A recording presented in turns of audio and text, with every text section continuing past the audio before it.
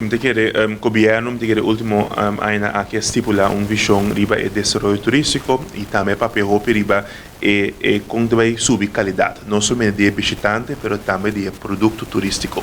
De caso aquí también TCB que tiene tarea para el mercadeo, está haciendo ajustes para poder llegar también el visitante que gasta más, es un que tiene más sangue para gastar, pero no todo sea también tarea primordial del gobierno para instalar también comisión, que no se llama comisión que vai poner regras el tipo de acomodación o producto que nos lo que mira en el futuro es que seguro nos forma parte de y camina con nos aporte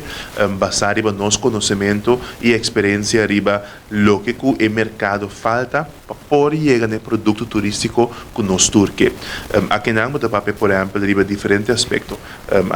por ejemplo arriba el tipo de hotel, tipo de câmara e meseta. Se nós está para 2030 ou 2040, nós que tal tipo de visitante significa e tal tipo de visitante está buscando um tipo de câmara ou um tipo de experiência para hospedar. E da PC a trove para nós não somente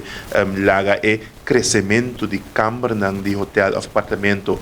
los fuori un visión mara riba rega nan conosco que cumpre com né de que o governo a musa liderazgo de aqui para introduzir o que nós chamamos de comissão aqui para estipular também e para chegar na rega nan com e que tipo de acomodação e que tem o valor de nós que mira na boneiro. Nessa que seguro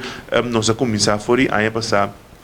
por meio comissão aqui, como TC passa também o que nós chamamos de Room Inventory Analysis, compreender também quanto câmara tem, que desenvolvimento tem, né, para começar aqui, que o preço para nós que nós estamos cobrando atualmente, então com nós que mire para o futuro. E tudo isso aqui não aproveita input para a comissão aqui que está trabalhando, caminho com TC está de ator em seguro, que dá nos input conjuntamente com o setor privado.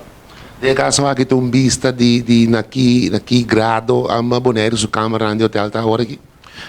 Bom, análise bambisa para nós evaluar o que nós temos existente, nós fazer solamente basar riba cifra e quantidade, pero não riba qualidade. Essa aqui está seguro um processo muito mais extenso que tem bacana, antes aqui tem um custo também que o quer no futuro, nós lo quer realizar, pero agora aqui nós fazer basar riba cifra, basar riba e quantidade e basar riba esse agora que para vir com a estrutura não é o que não nos falta.